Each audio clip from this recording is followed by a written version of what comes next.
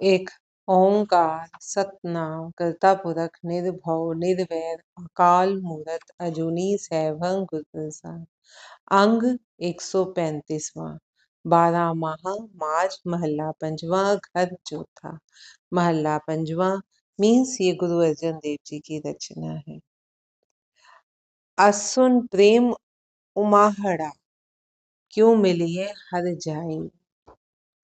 अश्वनी के महीने प्रेम उमड़ पड़ता है और मन में यह आता है कि कैसे उस प्रभुपति को मिला जाए। मन तन प्यास दर्शन घड़ी। दोबारा पढ़ते हैं। मन तन प्यास दर्शन घड़ी कोई आण मिलावे। ये माँ मेरे मन में उसके दर्शन की प्यास गहरी हो गई है। कोई मुझे उससे मिला दे। संत सहाय प्रेम के हऊँ तिनके लागा पाए। संत पुरुष प्रभु से प्रेम करने वालों की सहायता करते हैं। संत संत कौन होते हैं? जिनके विकार शांत हो चुके हैं। काम क्रोध लोभ मोह अहंकार ममता ये सब जिनके शांत हो चुके हैं, उनके लिए भी सब एक समान है। वो सृष्टि के कण कण में उस परमात्मा को देखते हैं।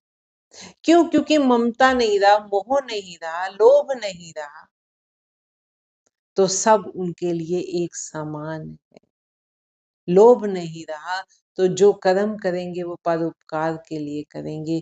जो भी उनसे सहायता मांगेगा वो उन्हें सहायता ही देंगे।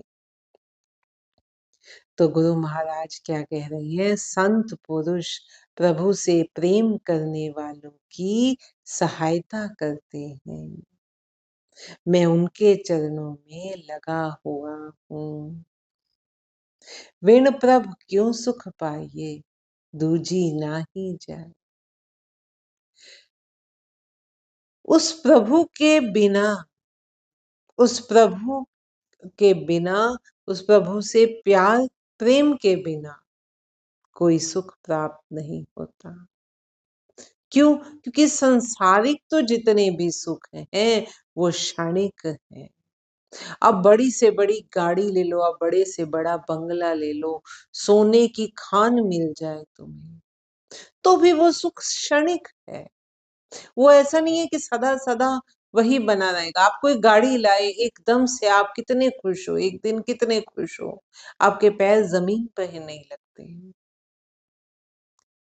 एक को बताओगे, दूसरे को बताओगे, तीसरे को बताओगे, चौथे पांचवें दिन वो सुख घटना शुरू हो जाता है। अब टेंशन ये है कि उसे रखें कहाँ संभाल के। कोई आता जाता उसके ऊपर स्क्रैच ना डाल दे, उसे ध्यान से चलाना है, कोई चुरा ना ले। चिंताएं आती जा रही हैं, वो सुख खत्म होता जा रहा है। 1 महीने बाद वो आम चीज हो जाएगी। जो पहले क्षण आपको खुशी मिली वो तो खत्म होती जा रही है। वो क्षणिक है सुख, संसारिक जितने भी सुख हैं। एक परमात्मा से प्रेम है जो सदा बना न रहने वाला है, जिसका सुख अनंत है, जो हर दिन बढ़ता ही चला जाता है। उसमें कभी कमी नहीं आती। और प्यार बढ़ता चला जाता है, और सुख बढ़ता चला जाता है, शांति बढ़ती चली जाती है। प्रभु के बिना सुख प्राप्त नहीं होता, क्योंकि प्रभु के अतिरिक्त किसी व्यक्ति का अन्य कोई ठिकाना नहीं है।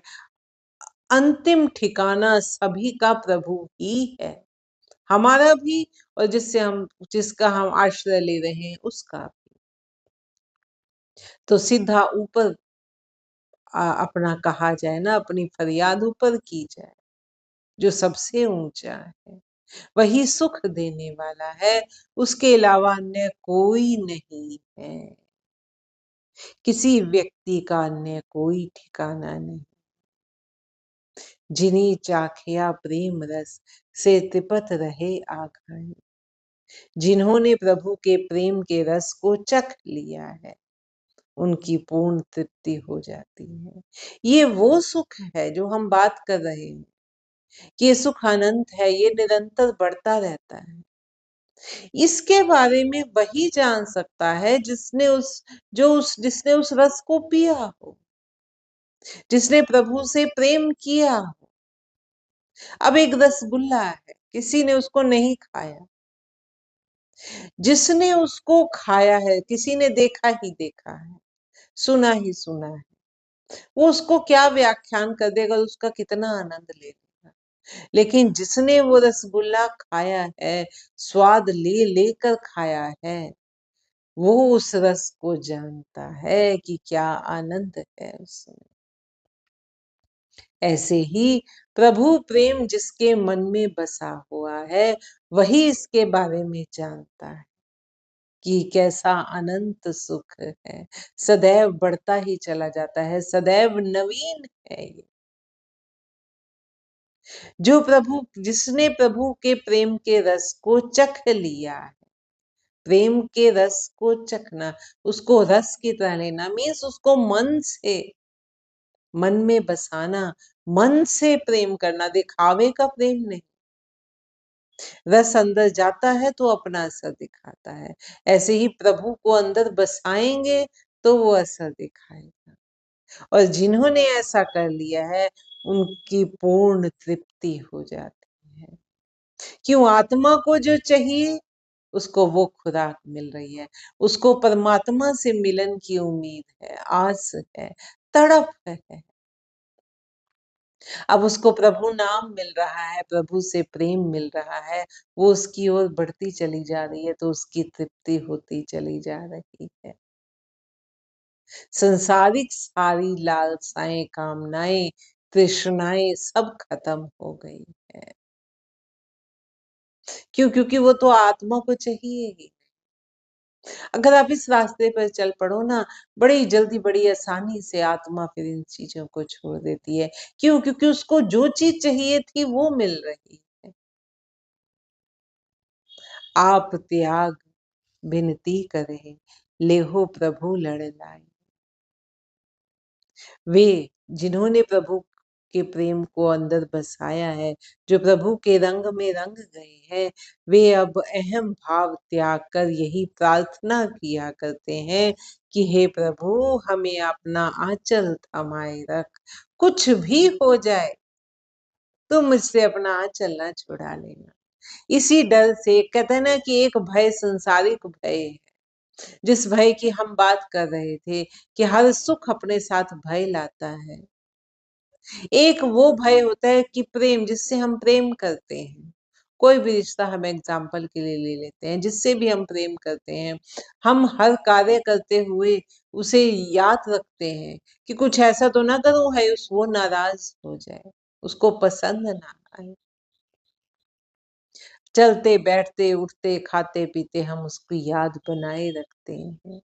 ऐसे ही प्रभु से प्रेम है, जो उनसे प्रेम करते हैं वो अपने अहम भाव को त्याग कर, किसी से भी हम प्यार करते हैं, अपना अहम, अपनी ईगो एक साइड पर करते हैं ना, नीवी करते हैं ना, कि नहीं यार, पहले मैं उससे पूछ लूं कि उसको बुरा ना लगे, पहले मुझे उसे प्रायोरिटी देनी। ऐसे ही जो प्रभु के भक्त हैं, जिन्होंने प्रभु को अपने मन में बसाया हुआ है, वो फिर अहम भाव को त्याग कर यही प्रार्थना करते हैं कि हमें अपना आंचल थमाए रखना प्रभु, जो हर कंत मिलाया से विछुड़ कतै न जाए। जिस जीव स्त्री को, मतलब आत्मा को, जीवात्मा को प्रभुपति ने अपने साथ मिला लिया है, वह प्रभु से बिछुड़कर अन्य कहीं नहीं जाती। जिसने एक बारी उस प्रभु से मिलाप कर लिया है, फिर वो उसको छोड़कर कहीं नहीं जाती, फिर वो संसारिकता की ओर मुंह नहीं करती। प्रभु बिन दूजा को नहीं, नानक हर सरनाई, असु सुखी वसंदिया, जिना मया हर राई। हे नानक, प्रभु की शरण के बिना अन्य कोई स्थान नहीं है और वह सदा प्रभु की शरण में ही बनी रहती है। वो जीवात्मा सदैव प्रभु की शरण में ही बनी रहती है। जिन पर परमात्मा की कृपा होती है, अश्विनी के महीने में वे जीव स्त्रियां सुख पूर्वक बसती हैं।